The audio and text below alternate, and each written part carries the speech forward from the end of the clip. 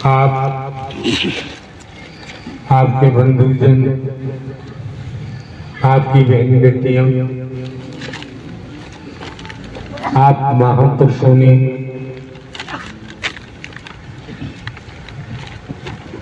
इस मनोमंगल मिलन सद्भावना समागम में सत्य के साथ में आगमन किया हुआ है। उपस्थित समस्त महापुरुषों का कर्तव्य बनता है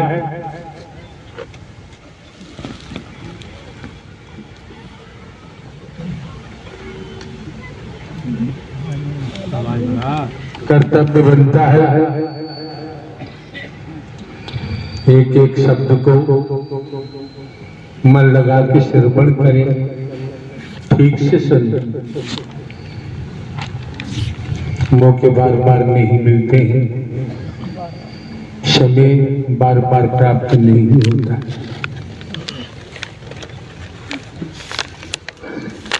अभी तक आप इन महापुरुषों को सुन रहे थे, वाणी के द्वारा, भजन के द्वारा। इन महापुरुषों को सुनने के उपरांत कुछ भी कहने को शेष नहीं रह जाता है। तनिक भी आप महापुरुषों ने इन महापुरुषों को सुना है तो फिर भी स्मरण रहे, ध्यान रखें। सद्ज्ञान देने में कोई कंजूसी नहीं की गई है। आप कितना ग्रहण कर पाते हैं ये आप पर निर्भर करता है। संत गोस्वामी तुलसीदास जी ने मानस में क्या अंकित किया है? संत समागम हरि कथा, तुलसी दुर्लभ दोय, सुत दारा और लक्ष्मी पापी क्यों घर हो।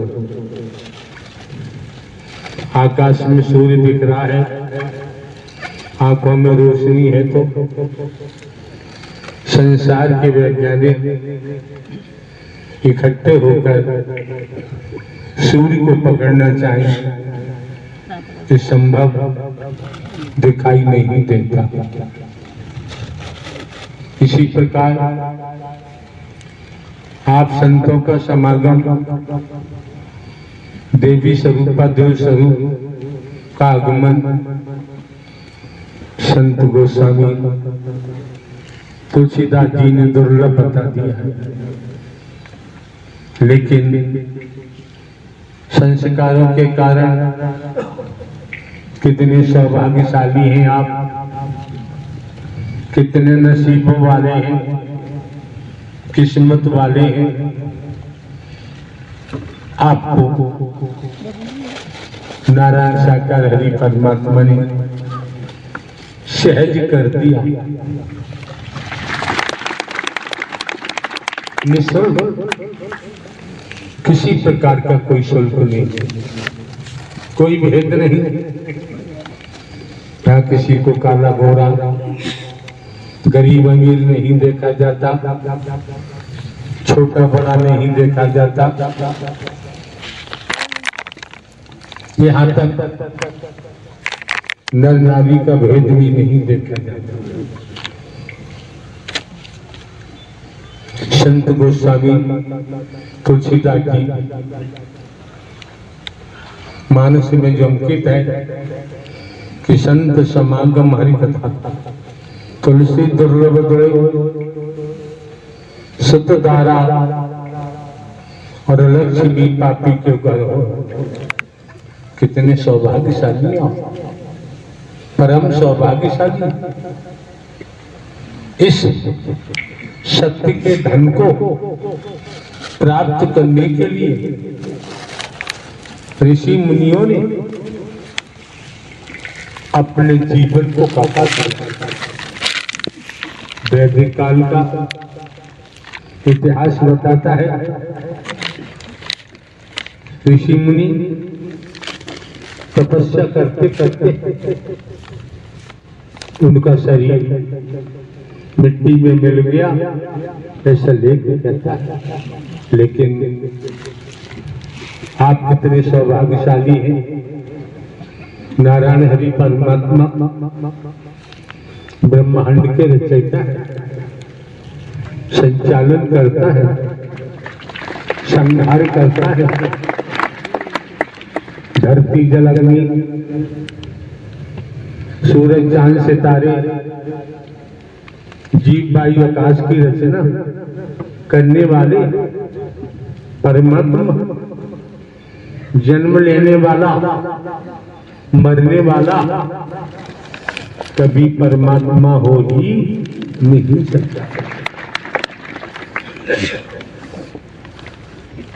आपको जो मौका मिला है, समय मिला है, दर्शन के महत्व को समझो, वाणी के प्रभाव को समझो और सेवा के महत्व को समझो। सुतधारा और लक्ष्मी पापी के घर हो, पढ़े लिखे हैं, बुद्धिजीवी हैं, सब कुछ जानते हैं।